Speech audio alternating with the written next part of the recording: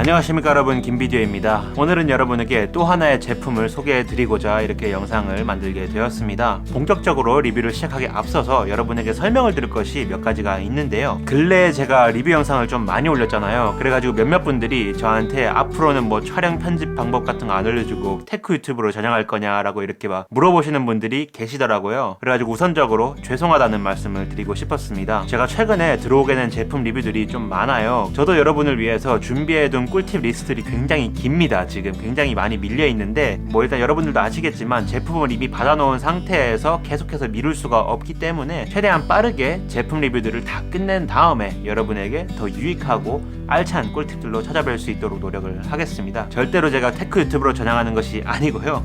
앞으로도 여러분들은 계속해서 이 김비디오에게서 나오는 꿀팁들을 쪽쪽 빨아드셔가지고 더 멋진 영상들 만드시면 될 것 같습니다. 조금만 더 기다려주시면 좋겠습니다. 다시 한번 죄송합니다. 자, 서론이 좀 길었죠? 바로 리뷰를 들어가도록 하겠습니다. 처음으로 다룰 거는요, 바로 4K 영상인데요. 제가 4K를 촬영한 지가 좀 오래돼서 그런지는 모르겠는데 4K를 이제 오랜만에 찍고 편집을 하려니까요, 확실히 굉장히 선명하다는 것을 새삼스럽게 다시 느끼게 되더라고요. 이렇게 작은 똑딱이임에도 불구하고 이 작은 녀석 안에서 나오는 4K의 퀄리티는요, 굉장히 높다고 평가를 내리고 싶습니다. 그뿐 아니라 RX100 마크 7과 6에 둘 다 달려있는 이 렌즈들은요, 전부 다 24에서 200mm의 굉장히 광활한 범위의 화각을 지원을 합니다. 물론 센서 크기 때문에 실질적인 24mm가 아니겠지만 그냥 서류상에 있는 표시법으로 여러분에게 설명을 드리도록 하겠습니다. 보통 그렇게 광활한 범위의 화각을 커버를 하는 렌즈라면요, 분명히 화질이 광각과 망원단으로 갈수록 떨어질 수밖에 없습니다. 그렇다면은 이렇게 24부터 200mm라는 굉장히 넓은 범위를 커버하는 렌즈에서는 전범위의 화질이 동일하게 샤프할까라는 것이 굉장히 큰 관전 포인트였을 것 같아요, 많은 분들이. 그래가지고 지금 화면에다가 영상을 띄워드리도록 하겠습니다.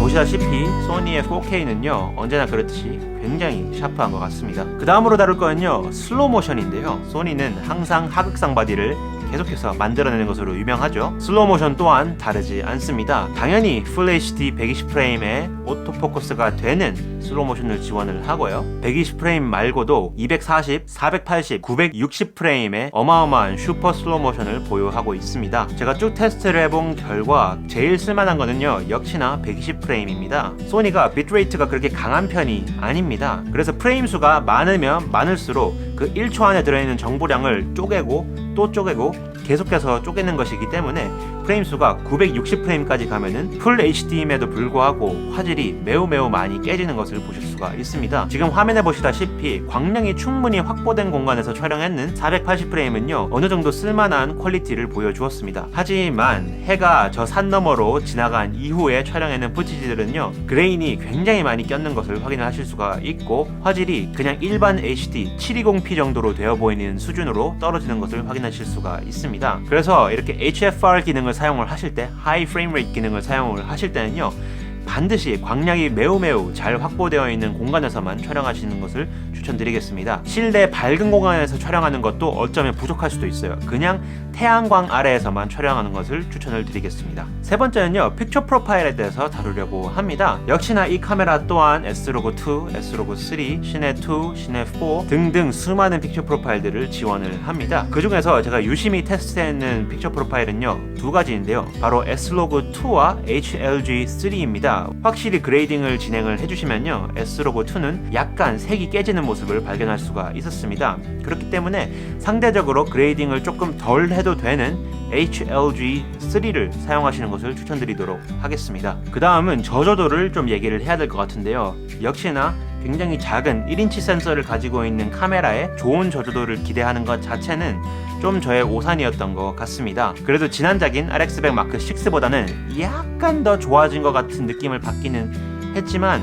여전히 일반 픽처 프로파일, 그러니까 픽처 프로파일 없이 저조도를 테스트를 했을 때는요, 지금부터 저조도 테스트 시작을 하도록 하겠습니다. 현재 세팅은 4K 24프레임에 셔터 스피드 50, 조리개 2.8, 오토 화이트 밸런스의 ISO 100부터 시작하도록 하겠습니다. ISO 100, ISO 125, ISO 160, ISO 200, ISO 250, ISO 320, ISO 400, ISO 500, ISO 640, ISO 800, ISO 1000, ISO 1250, ISO 1600, ISO 2000, ISO 2500, ISO 3200, ISO 4000, ISO 5000, ISO 6400, ISO 8000,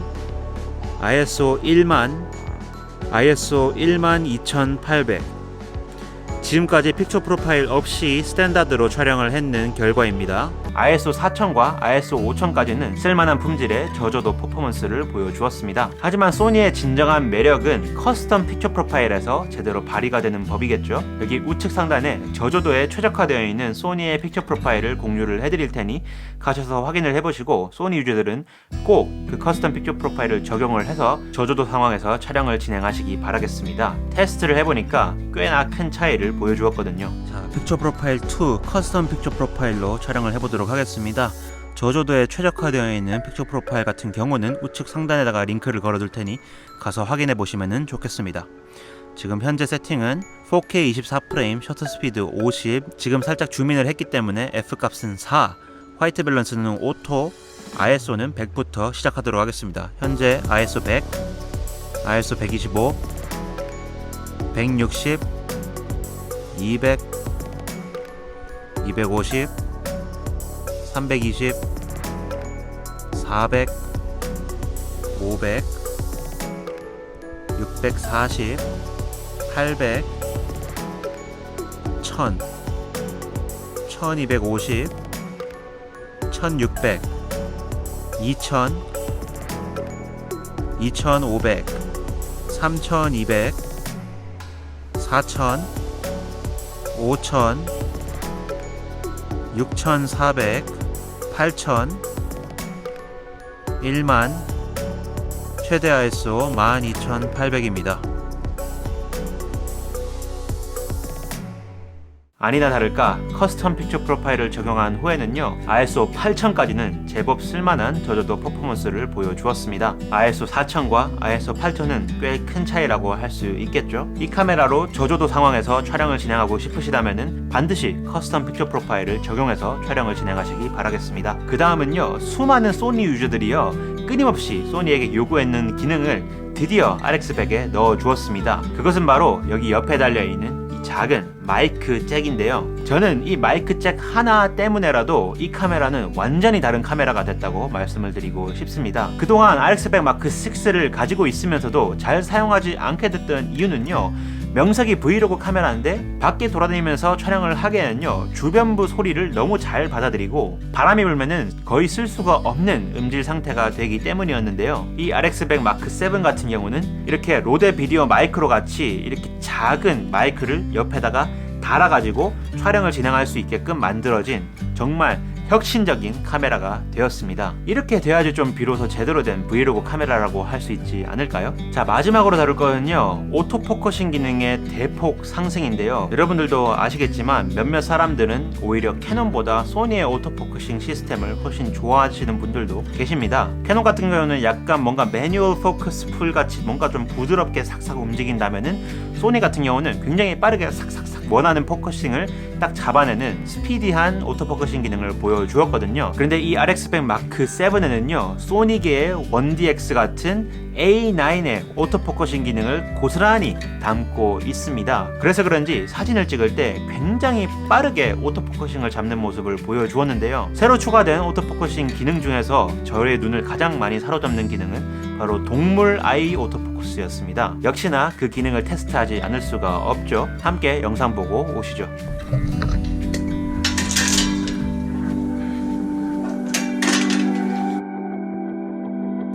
피사체를 사람에서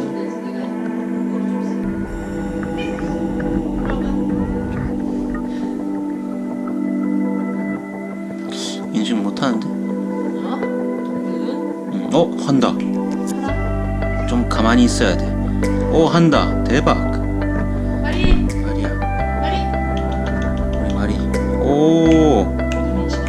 인식이 돼. 자, 이거를 이제 연사로 바꿔보면은 된다. 마리.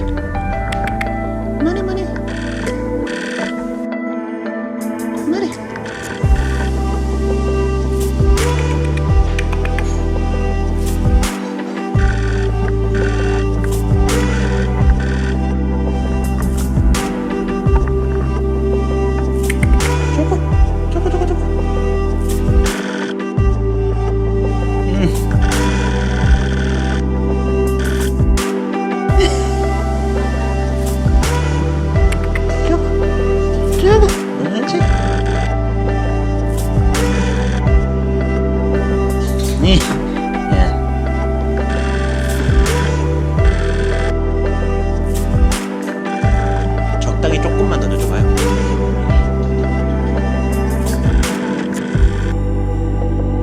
아니, 눈을 못 잡. 너무 빠르다. 너무 빠르다.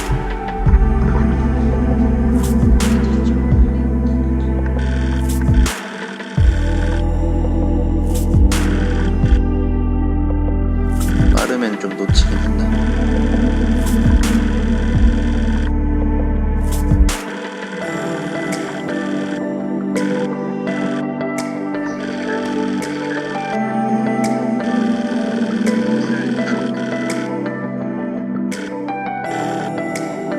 하긴 거기가 딱 해 뜨는 자리.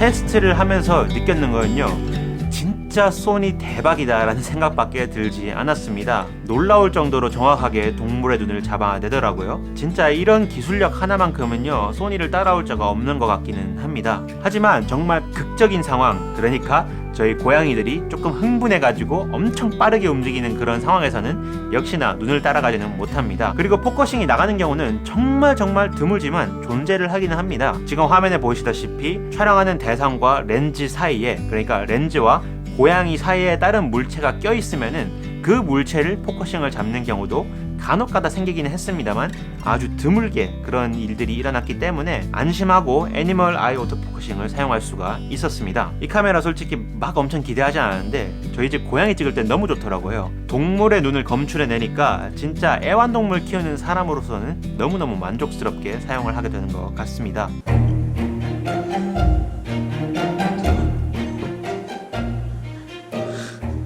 자, 한번 해볼게요. 저쪽으로 싹 굴려봐요.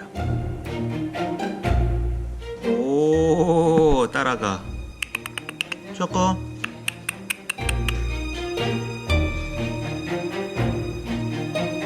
얘를 빨리 움직이면 안 되거든요. 천천히 움직여야 돼. 야, 그래도 잘 따라온다. 자, 예.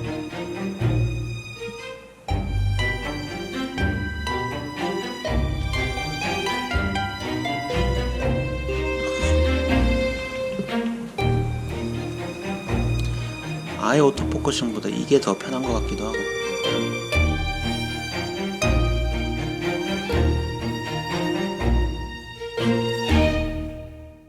자, 지금까지 쭉 장점에 대해서 여러분에게 소개를 해드렸으니까 이제 단점 얘기도 조금 해봐야겠죠. 첫 번째로 꼽아놓은 단점은 역시나 배터리 용량입니다. 정말 4K나 FHD 120프레임으로 촬영을 진행을 해주시면은 1시간 채 안 가는 정말 안습인 배터리 용량은요, 사용자 경험이 그렇게 좋지는 않다고 할 수가 있겠습니다. 배터리가 너무 빨리 따라요, 정말로. 만약에 이 카메라를 사실 분들에게는요, 반드시 여분의 배터리를 최소 2개 이상은 준비를 하시는 것을 추천을 드리겠습니다. 아무리 충전을 하면서 촬영할 수 있다고 하더라도 충전과 동시에 촬영을 진행을 하시면은 발열 때문에 꺼지는 것은 충전을 하든 안 하든 똑같습니다. 기억하시기 바랍니다. 반드시 여분의 배터리를 준비를 하세요. 어쩐지 제품을 보내주시는데 여분 배터리를 2개나 더 챙겨주시더라고요. 그때부터 이미 느낌이 좀 쎄하긴 했습니다. 자, 그 다음은요, 블로깅 그립인데요. 솔직히 이거는요, 많은 분들이 좀 많은 불만을 가지고 있을 것 같습니다. 저 또한 마찬가지인데요. 일단 그립이 너무 작습니다. 여러분들도 아시겠지만 뭐 이건 또 다른 단점이긴 한데, 이 카메라가 광각을 지원을 하지 않잖아요. 근데 진짜 요만한 블로깅 그립을 줘가지고 이렇게 잡고 다니면요, 제 얼굴이 너무 크게 나와요. 이미 큰 얼굴이 더 크게 나온단 말입니다. 솔직히 얼굴이 그렇게 예쁘거나 잘생기지 않아도 크게 나오는 것만큼은 면하고 싶잖아요. 만약 블로깅 그립을 다음 버전을 출시를 하고 싶으시다면은 그 위에 있는 버튼 같은 거는 다 떼도 좋으니까 그 안에 차라리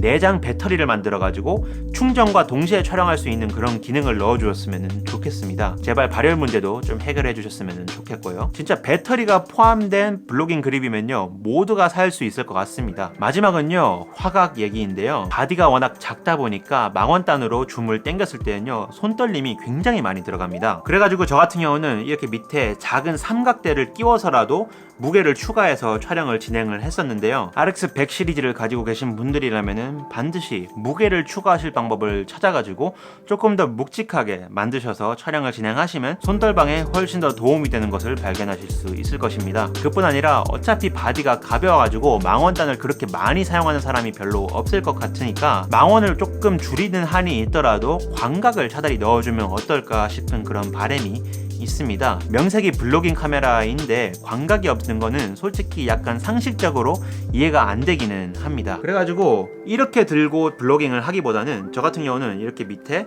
삼각대를 딱 설치를 해가지고 더 길게 최대한 뻗어서 촬영을 하게 되는 경향이 있어서, 가벼움에도 불구하고 이렇게 뻗어서 촬영하면은 손이 아프잖아요. 이렇게 들고도 찍을 수 있게끔 광각을 넣어주면 어떨까 하는 그런 소비자로서의 그런 바람이 있습니다. 자, 이렇게 장점과 스펙들 그리고 단점에 대해서 여러분에게 소개를 해드렸는데요. 최종 정리가 필요할 것 같습니다. 스펙과 퍼포먼스를 다 확인을 해본 결과 제가 내려는 진단은요, 유튜브를 시작하고 싶으신 분, 소니의 카메라 시스템에 뛰어들고 싶지만 렌즈 교환식 카메라가 약간은 좀 부담스러우신 그런 분들, 작고 가벼운 바디 안에 프로들이 사용해도 손색 없을 정도의 스펙을 원하시는 그런 분들, 주로 가족을 촬영을 하거나 가정 안에서 기르는 애완동물을 촬영을 하고 싶으신 그런 분들, 혹은 이미 소니 카메라를 가지고 있는데 부담없이 들고 다닐 수 있는 B캠이나 C캠을 구하고 계신 그런 분들, 정말 다양한 스펙트럼의 사람에게 이 카메라를 추천드릴 수 있을 것 같습니다.